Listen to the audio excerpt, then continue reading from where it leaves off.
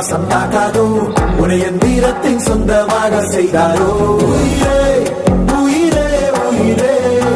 ஒரு புது முகம் கண்டு கொஞ்சம் சிரித்திடுவோம் மனம்